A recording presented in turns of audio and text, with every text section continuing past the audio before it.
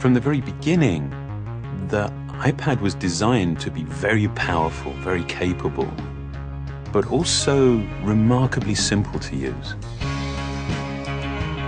So our goal was to take all the amazing things that you can do with a full-size iPad, but pack them into a product that is so much smaller. And that's what we did with the new iPad mini. One of the things that makes iPads so incredible is that there's almost no end to what you can do with it. So when we decided to make the iPad mini, we wanted to make sure it had all the features that make iPad so magical. We began with a display that has the same resolution as the iPad 2. So all your apps and content look and work the same way. And at 7.9 inches, it's small enough to fit in one hand, but it's still large enough to give you that rich, immersive iPad experience. It has a dual-core A5 chip for fast, fluid performance, both FaceTime and iSight cameras. It gets a full 10 hours of battery life, and it runs more than 275,000 apps made just for iPad. These aren't scaled-up phone apps.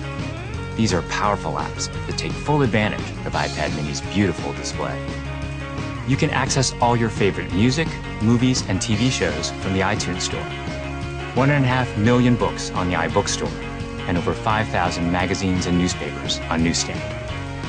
And another thing we're really excited about is that iPad mini comes with FaceTime HD. Seeing your friends and family in high definition makes you feel like you're that much closer. If all that we had done was take the original iPad and just reduce it, all that you would be aware of was everything that was just missing. That there is inherent loss in just reducing a product in size.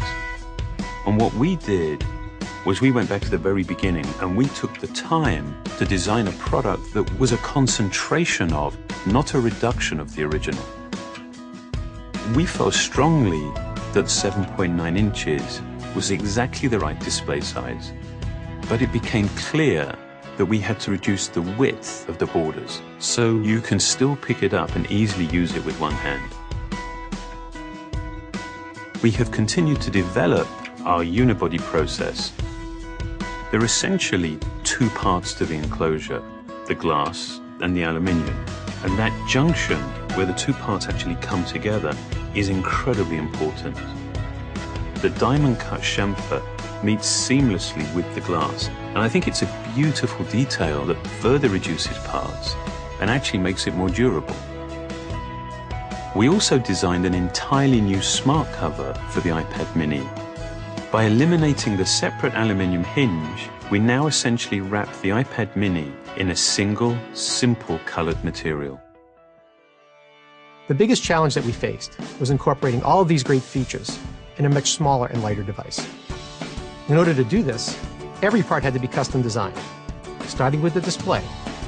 The glass on the front and back are only 0.2 millimeters thin. The touch subsystem is a mere 0.12 millimeters thin. It weighs half as much as any we've ever done before. Beyond the screen, we took some dramatic steps to maximize interior space.